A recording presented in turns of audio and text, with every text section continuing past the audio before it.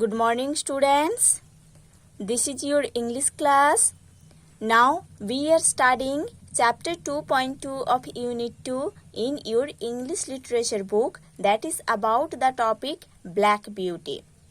Students, in the previous classes, we have already studied the first part and the second part of this chapter. Today in this class, we are going to study the third part of this chapter. So students, let's open page number 45 in your English literature book and start read from the top of the page. Our master was a kind and gentle person. हमारे जो master थे उन्होंने बहुत ही kind and बहुत ही gentle person थे. He gave us good food and good lodging. Lodging means place to live in. रहने के लिए जो place है वो है lodging. Okay? So, हमारे जो मास्टर थे उन्होंने हम लोगों को खाने के लिए बहुत अच्छा फूड देते थे और रहने के लिए बहुत अच्छा घर देते थे. He spoke to us as kindly as he did to his own children.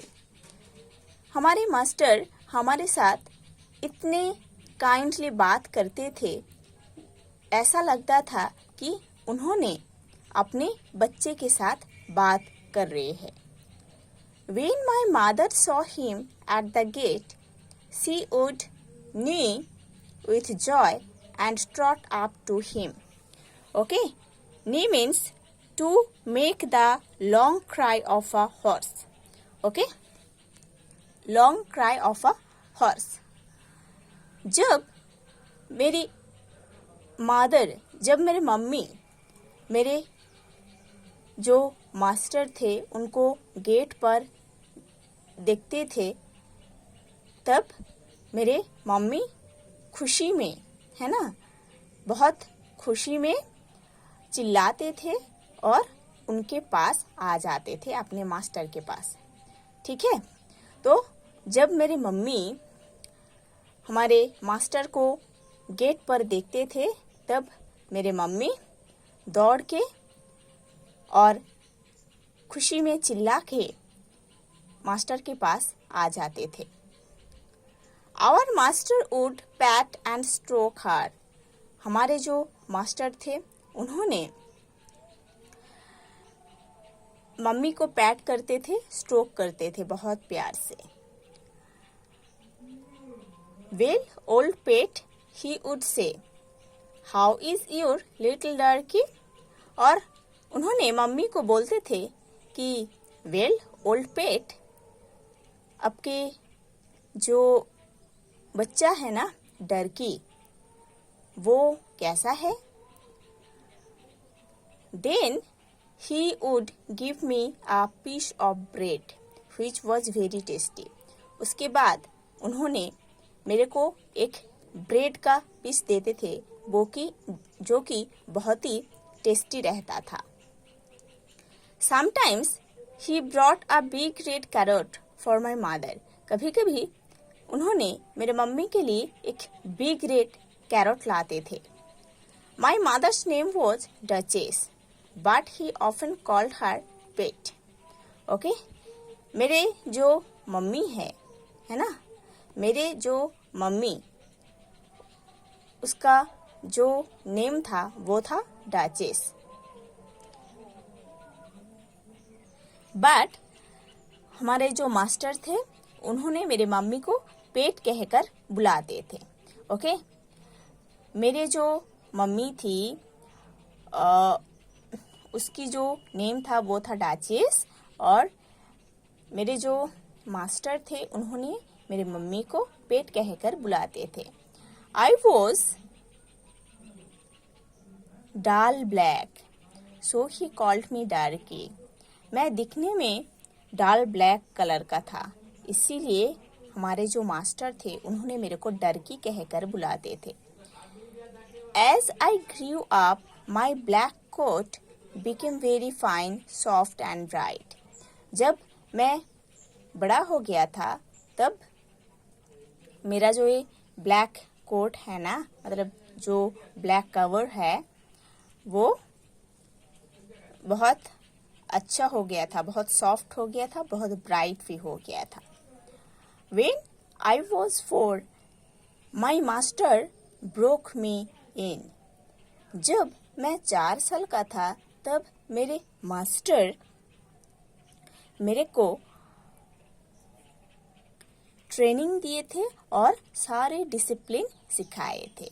Okay, broke मी इन है ना, ब्रोक मी इन का मतलब है ट्रेन्ड एंड डिसिप्लिन्ड में, है ना, ट्रेनिंग देना, डिसिप्लिन सिखाना होता है। ठीक है, तो जब मैं 4 साल का था तो मेरे मास्टर मेरे को ट्रेनिंग दिए थे, डिसिप्लिन भी सिखाए थे। I felt very terrible when a thick piece of steel was pushed between my teeth and tongue and held fast by leather straps. मैं बहुत ही डर गया था, है ना, मैं बहुत ही डर गया था जब एक स्टील का थिक पीस मेरे टीथ और मेरे टंग के बीच में पुश करके रखा गया था और मेरे को एक लेदर स्ट्रैप से हेल्ड किया गया था। तब मैं बहुत ही डर गया था। As a further part of my training, I was put in a field with sheep and cows. Okay? जब मेरा ट्रेनिंग चल रहा था तब मेरे को एक ही फील्ड में रखा गया था जहाँ पर शीप एंड काउस को भी रखा गया था। ओके, जब मेरा ट्रेनिंग चल रहा था तब मेरे को एक ही फील्ड में रखा गया था जहाँ पर शीप एंड काउस को भी रखा गया था। This field was next to a railway line. वो फील्ड था एक रेलवे लाइन के बाद। ओके, वो फील्ड था एक रेलवे लाइन के बाद। यू कैन से वो फील्ड था एक रेलवे लाइन के पास। ठीक है, I shall never forget the first train that ran by. Okay? मैं कभी नहीं भूलूंगा कि वो जो फर्स्ट ट्रेन जाता था ना उस रेलवे लाइन से, उसको मैं कभी नहीं भूलूंगा। ठीक है, मेरा जो फील्ड था वो रेलवे लाइन के पास था ट्रेनिंग के टाइम, और उधर जो फर्स्ट ट्रेन जब जाती थी उसको मैं कभी नहीं भूल सकता, कभी नहीं भूलूंगा। Okay, I thought it dreadful, but the cows went on eating quietly. Okay? मैं सोचता था कि ये बहुत ही भयानक है। मैं सोचता था ये बहुत ही भयानक है, बहुत ही डेंजरस थिंग है। बट जो काउस थी वो क्वाइटली, है ना, बहुत शांत तरीके से खाने के लिए जाती थी। They did not even raise their head as the frightful thing went roaring past. Even वो काउज अपना सर उठा के नहीं देखती थी कि वो ड्रेडफुल थिंग जो बहुत ही डेंजरस आवाज करके जा रही थी उसके तरफ नहीं देखती थी, है ना। जब ट्रेन जाती थी वो एक भयानक आवाज बनता है ना। वो जो काउज थी वो बिना डर के ग्रास खाती थी, इवन अपना खाना खाती थी और सर उठा के नहीं देखती थी कि वो भयानक चीज क्या जा रही है। ठीक है, Eventually, I found that this terrible creature never came into the field or did me any harm. Okay, eventually means in the end, at last. Okay, so ultimately, yeah, at last वो जो terrible creature है ना, terrible creature means the train, here it means the train, okay. तो at last वो जो terrible creature means वो train है ना, वो ट्रेन कभी इस फील्ड की तरफ नहीं आती थी, है ना। वो जो टेरिबल क्रिएचर है, वो जो ट्रेन है, वो कभी हमारे फील्ड की तरफ नहीं आती थी और हम लोगों को कभी हर्ट नहीं करती थी, वो अपनी लाइन पर चली जाती थी। Since then I am as without fear at a railway station as in my own stable. Okay? Stable means a building in which horses are kept and fed.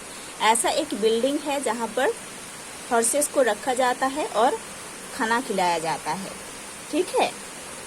उसके बाद मैं एक रेलवे स्टेशन पर मेरे स्टेबल जैसे comfortably रहना सीख गया था, विदाउट एनी फियर, है ना, बिना डर के। सो उसी टाइम से मैं एक रेलवे स्टेशन के पास एक फील्ड में मेरे स्टेबल जैसे कंफर्टेबली रहना सीख गया था, without any fear, okay. So students, you have to study to this portion. In the next class, you will study the next part of this chapter.